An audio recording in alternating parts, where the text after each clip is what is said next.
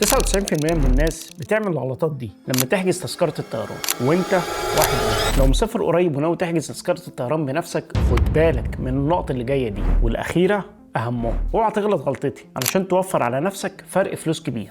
أغلى يوم هتلاقي فيه أسعار التذاكر هو يوم الجمعة، وأرخص أيام لحجزها يوم الثلاث والأربع، وفرق السعر ممكن يكون كبير. خليك عارف دايما إن المواقع بتراقبك، فقبل ما تدور على الأسعار وتعمل المقارنات امسح الكوكيز على المتصفح، والأفضل إنك تستخدم المتصفح الخفي. أفضل توقيت للحجز من 6 ل 8 أسابيع قبل السفر. أحيانا الترانزيت بيكون أوفر، بس حاول تبعد عن عدد الساعات الكبير في الانتظار. حاول تستخدم الطيران الاقتصادي، بس خد بالك لأن بيكون ليهم وزن محدد والخدمات بتكون بتكلفه اضافيه. ده غير ان ميعاد السفر ممكن يتغير في اي لحظه، فلازم تبقى مرن، وخليك مرن كمان في ايام السفر. دلوقتي هقول لك على السر اللي محدش هيقول لك عليه: التوقيت الذهبي. الساعه 2:37 الفجر. احفظ الوقت ده كويس علشان ده بيعتبر التوقيت الذهبي وافضل وقت تنفذ فيه، ولكن طبقا للخوارزميات ومدوني السفر، لان في التوقيت ده بالتحديد الطلب على التذاكر بيكون منخفض، وبالتالي اسعار التذاكر بتكون منخفضه. وده الوقت اللي فيه شركات الطيران بتبدا تعمل تحديث للاسعار من الاسعار القديمه وتحط اسعارها الجديده. فطبقا للخوارزميات نقدر نقول ان بيحصل هنا فجوه زمنيه، وهي دي فرصتك الذهبيه انك تلاقي افضل سعر.